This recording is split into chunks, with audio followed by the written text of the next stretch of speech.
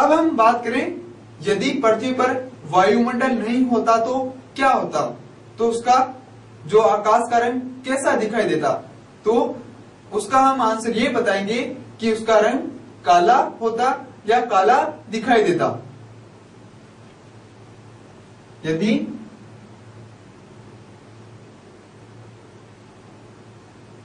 या हम इसके लिए लाल रंग के तरंगदैर्ध्य की तुलना इस प्रकार से कर सकते हैं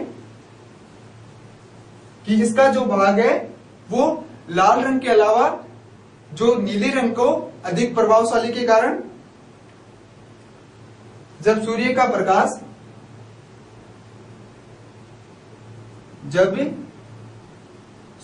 प्रकाश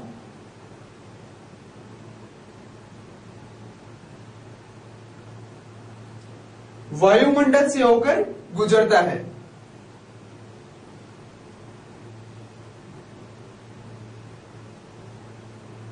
वायुमंडल से होकर गुजरता है,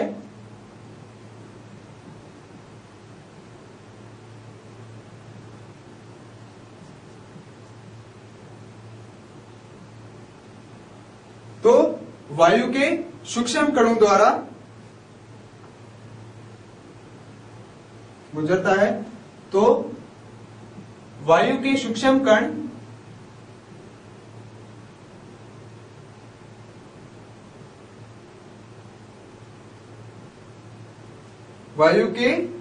कण लाल रंग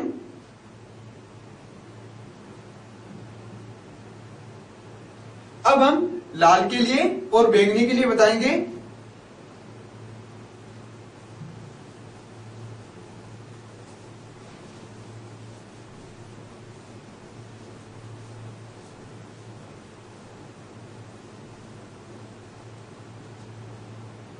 वायु के सूक्ष्म कण लाल रंग की अपेक्षा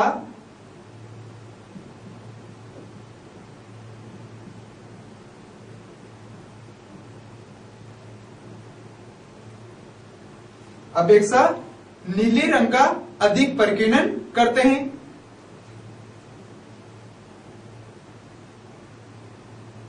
अपेक्षा नीले रंग का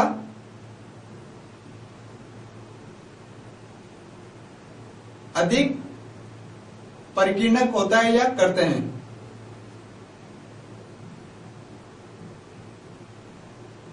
अधिक परिकीर्णन करते हैं।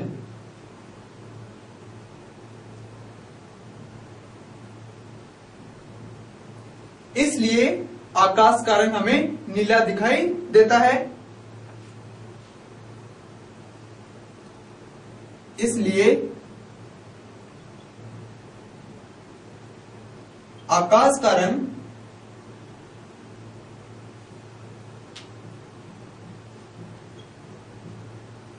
नीला दिखाई देता है।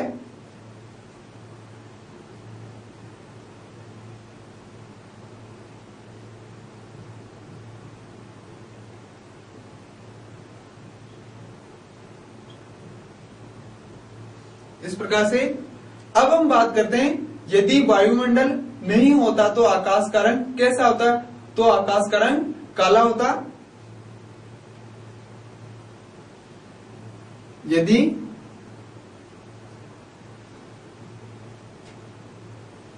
पृथ्वी पर वायुमंडल न हो तो, यदि पृथ्वी पर वायुमंडल नहीं हो तो परिकीर्णन नहीं होगा।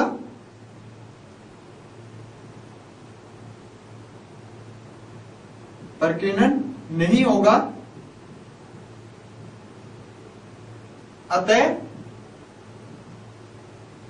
आकाश का रंग काला दिखाई देगा। अतः आकाश का रंग काला दिखाई देगा।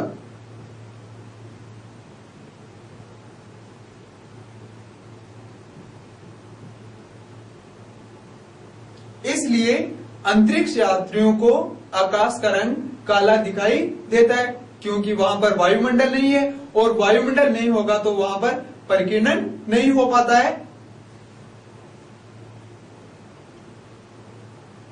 अंतरिक्ष यात्रियों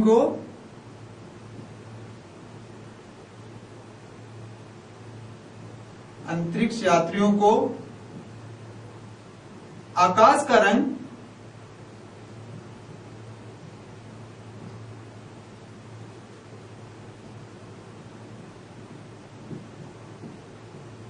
काला दिखाई देता है।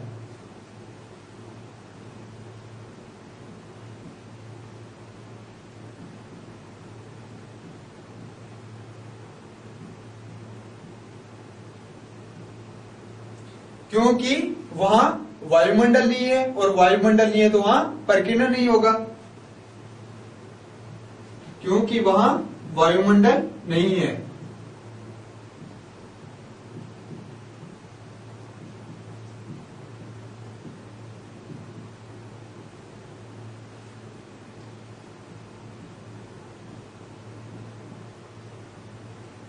इस प्रकार से हम आकाश का नीला रंग क्यों होता है, किस प्रकार से होता है, इस तरह से हम समझा सकते हैं।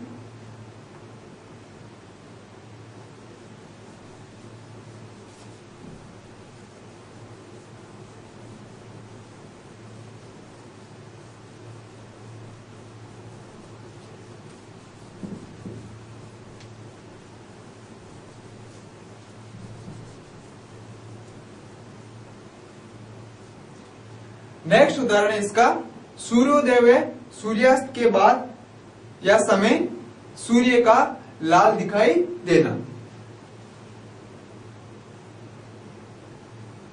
सूर्योदय तथा सूर्यास्त के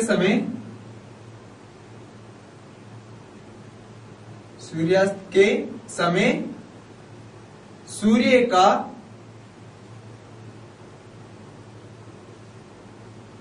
रक्ताभ या लाल दिखाई देना।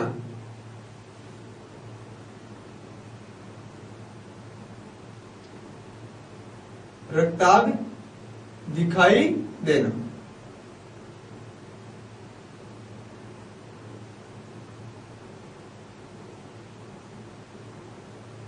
तो इसको हम किस प्रकार से समझेंगे, चित्र के द्वारा।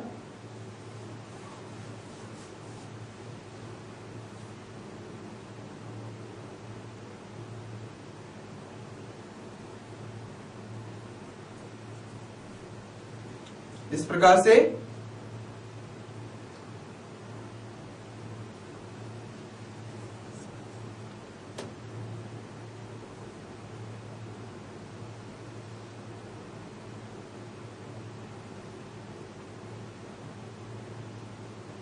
यह इसके लिए ऊर्ध्वाधर स्थिति होगी, और यहां पर इसके लिए क्षैतिज स्थिति होगी।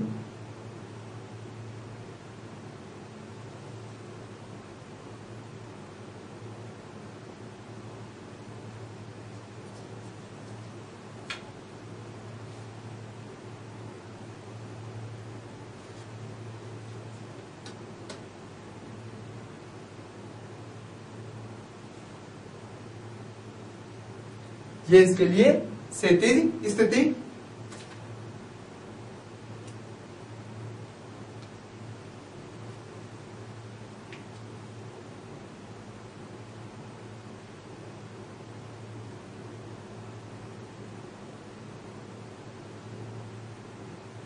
ये यहां पर सूर्य जब हमारे सिर के ऊपर हो ऊर्ध्वाधर स्थिति में,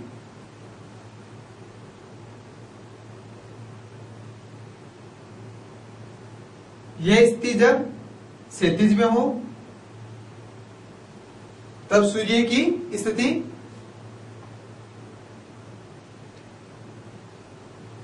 यहां पर प्रेक्षक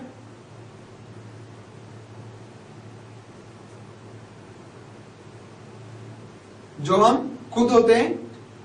अब इसके लिए यह तो ऊर्ध्वाधर स्थिति और यह क्षैतिज स्थिति। सूर्य का या सूर्य की ऊर्ध्वाधर स्थिति।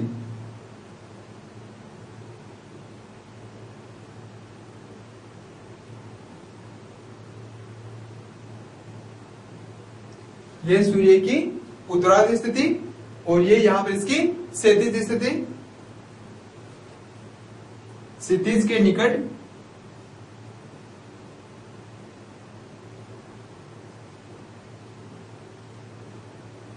सूर्य।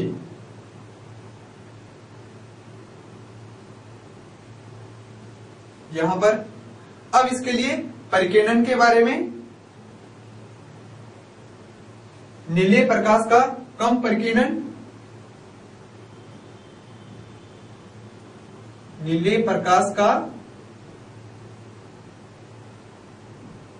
कम परिकिरणन होगा यहां पर।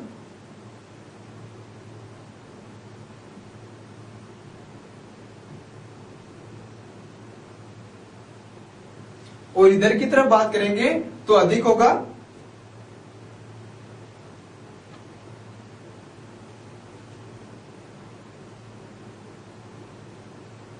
नीले रंग का परिकिरणक या परिकिरण अधिक होने से सूर्य का लाल या रक्ताभ दिखाई देना।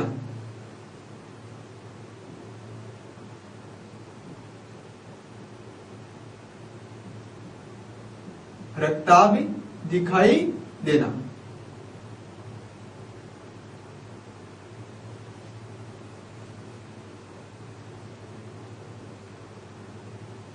इस प्रकार से हम इसको किसी रेखा चित्र के द्वारा समझा सकते हैं।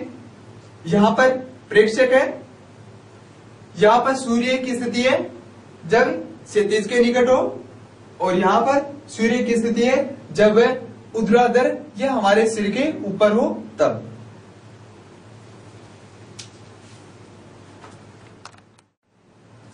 तो यहां पर हम सूर्योदय तथा सूर्यास्त के समय रक्ताभ या लाल किस प्रकार से दिखाई देता है, इसको हम समझेंगे इस रेखा चित्र के द्वारा।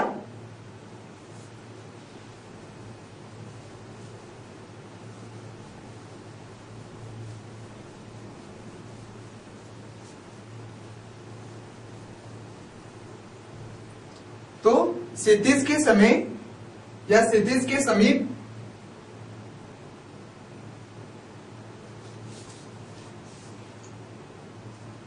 क्षैतिज के समीप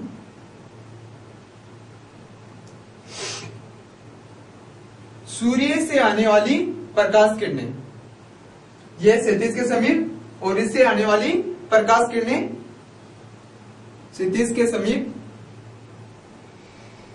सूर्य से आने वाली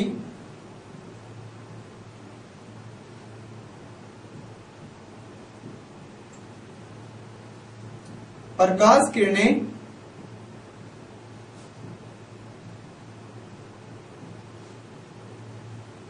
इसमें यहां से प्रकाश किरणें आ रही है जब ये क्षैतिज अवस्था में है, तब आने वाली किरणें हमारी आंखों तक पहुंचने से पहले, हमारी आंखों तक पहुंचने से पहले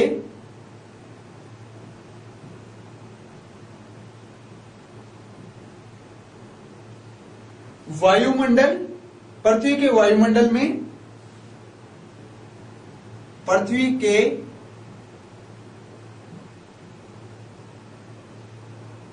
वायुमंडल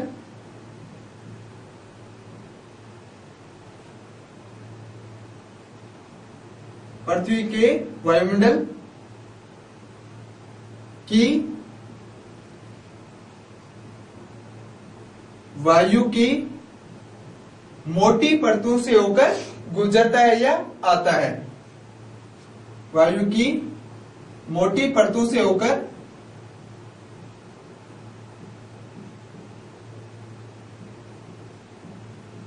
आता है,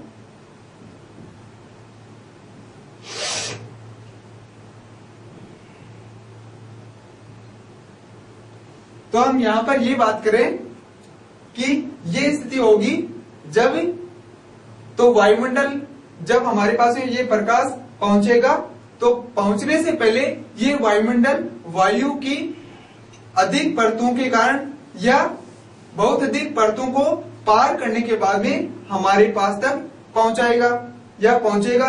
लेकिन जब ऊर्ध्वाधर स्थिति होगी तब इसके लिए कम दूरी तय करेगा। जब सूर्य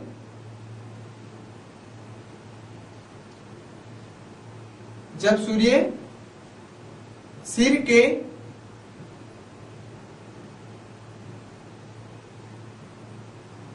ऊपर हो तो इसके द्वारा कम दूरी तय करनी पड़ेगी, वो तो इसके द्वारा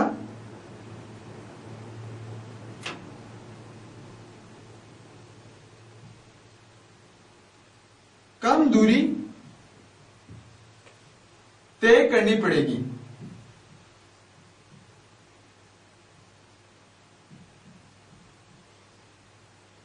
तो हम यहां पर इस रेखा चित्र के द्वारा बता सकते हैं कि यहां से जो प्रकाश आएगा इसको अधिक दूरी तय करनी पड़ेगी, और जब हमारे पास में ऊर्ध्वाधर स्थिति में होगा, सिर के ऊपर होगा, तब इसके द्वारा कम दूरी तय करनी पड़ेगी। क्षैतिज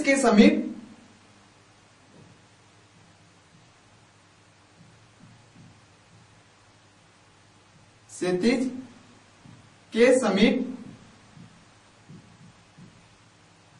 का मतलब हम इस स्थिति की बात करें, नीले तथा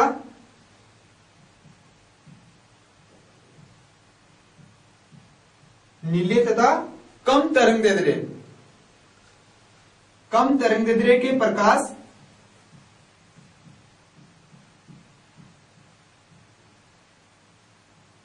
कम तरंगदैर्ध्य जिसके लैम्डा कम हो, तरंगदैर्ध्य के प्रकाश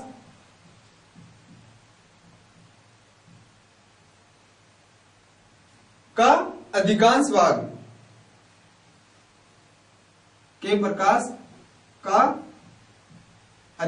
भाग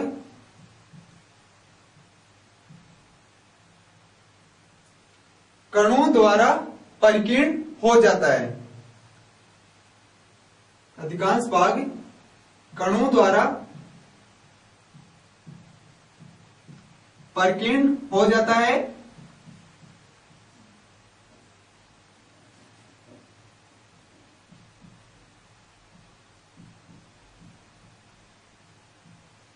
तो यहां पर हम नीले तथा कम तरंगदैर्ध्य के प्रकाश की बात कर रहे हैं। इसलिए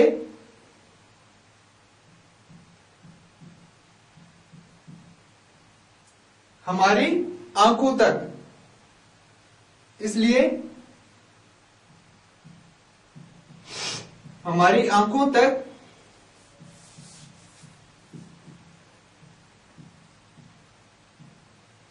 जो तरंगदैर्ध्य पहुंचेगी वह कम पहुंचेगी। अधिक तरंगदैर्ध्य का, इसलिए हमारी आंखों तक पहुंचने वाला प्रकाश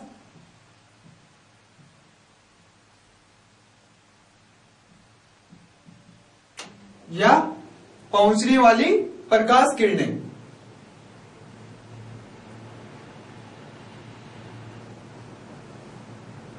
पहुंचने वाला प्रकाश कम तरंगदैर्ध्य का होता है।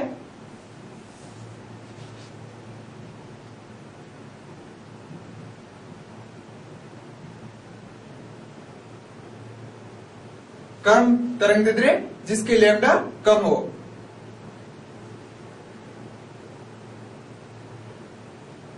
तरंग दैर्ध्य का होता है।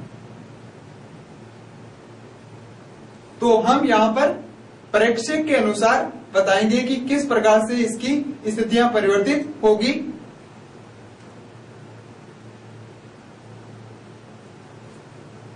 अधिक तरंग दैर्ध्य का,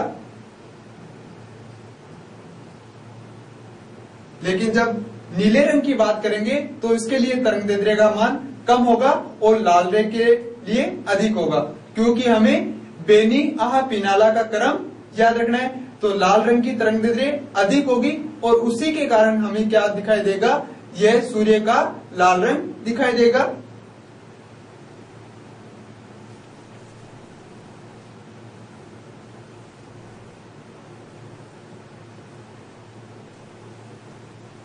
इसलिए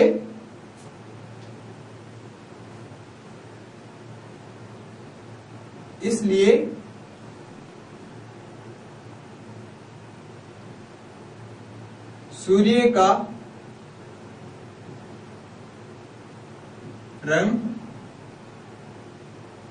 सूर्योदय तथा सूर्यास्त के समय, सूर्योदय तथा सूर्यास्त के समय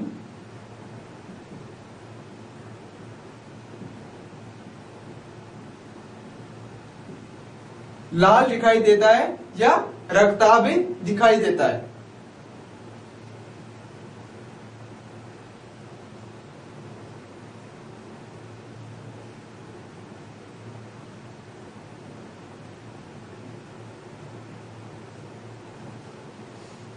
इस तरीके से तो ये जो सारी घटनाएं हैं वो प्रकाश के प्रकीर्णन से संबंधित है।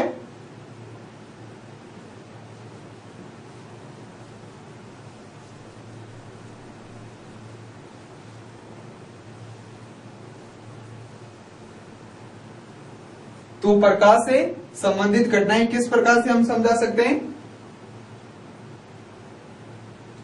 प्रकाश का प्रकीर्णन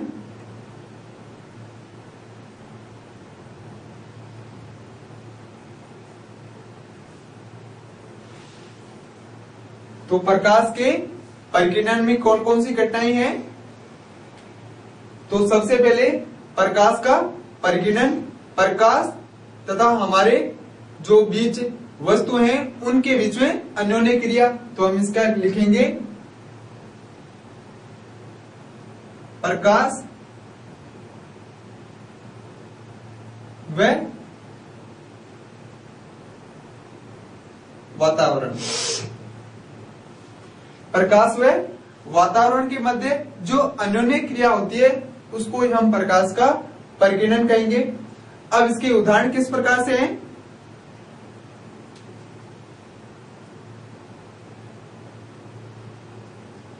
आकाश का नीला रंग,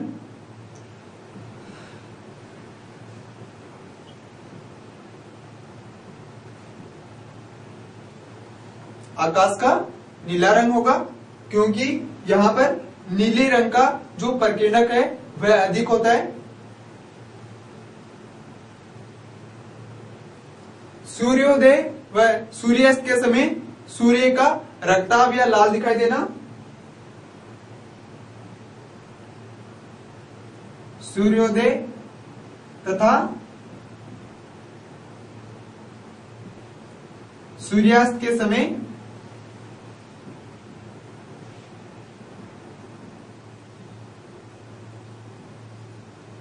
सूर्य का लाल दिखाई देना।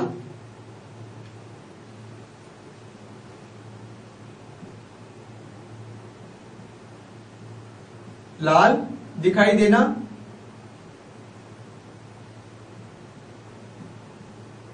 और तीसरा है गहरे समुद्र का जल का रंग,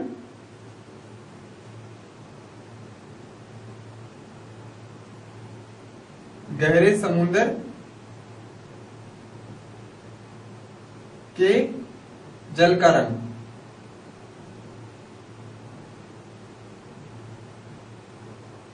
और इसी से संबंधित टिंडल परिघटना,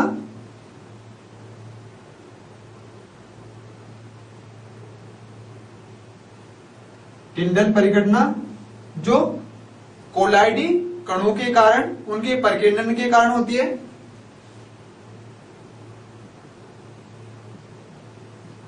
कोलाइडी कणों का परिकीर्णन।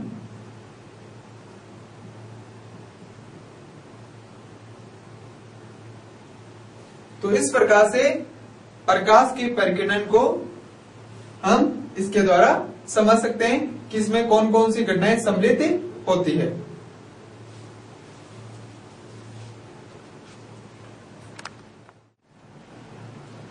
नेक्स्ट पॉइंट है अन्य महत्वपूर्ण बिंदु।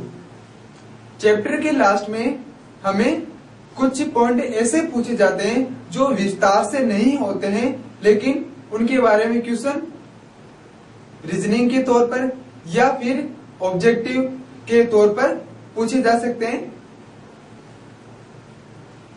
अन्य महत्वपूर्ण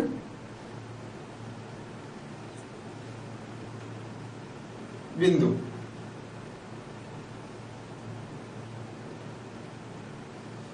तो इनका हमारे कोर्स में विस्तार से नहीं होता है, लेकिन पॉइंट होने के आधार पर इसमें से क्वेश्चन पूछे जा सकते हैं। जैसे मानव के एक नेत्र का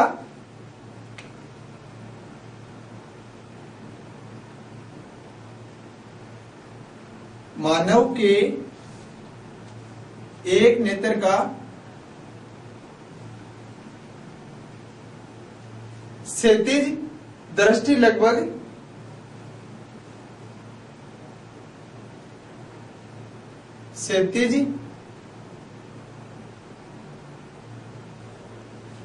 लगभग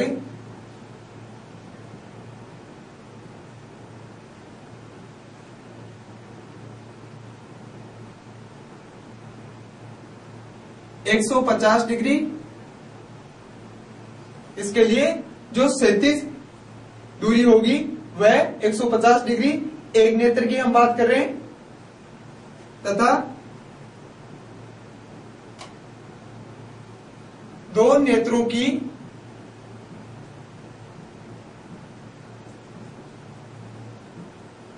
संयुक्त रूप से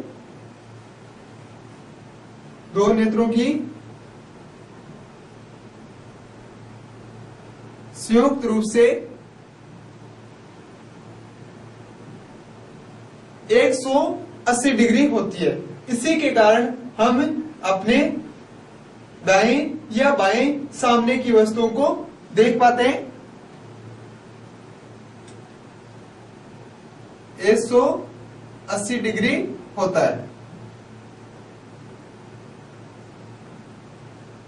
तो क्षैतिज के लिए एक नेत्र के लिए ये 150 और दोनों नेत्रों के लिए 180 डिग्री होता है। तो यहां पर 150 और यहां पर 180 डिग्री। नेक्स्ट पॉइंट है, जब हम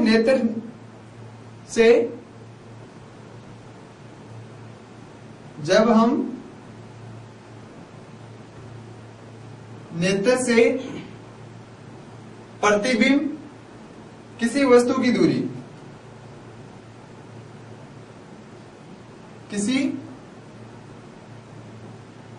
की दूरी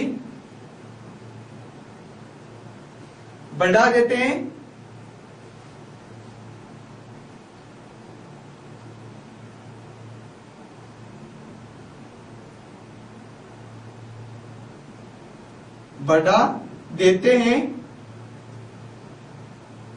तो नेत्र से प्रतिबिंब की दूरी पर कोई प्रभाव नहीं पड़ता है या कोई फर्क नहीं पड़ता है। तो नेत्र में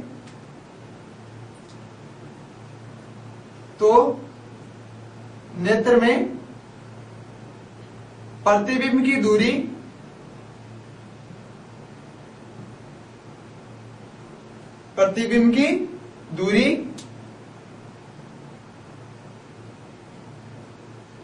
अप्रभावित रहती है या कोई फर्क नहीं पड़ता, अप्रभावित रहती है।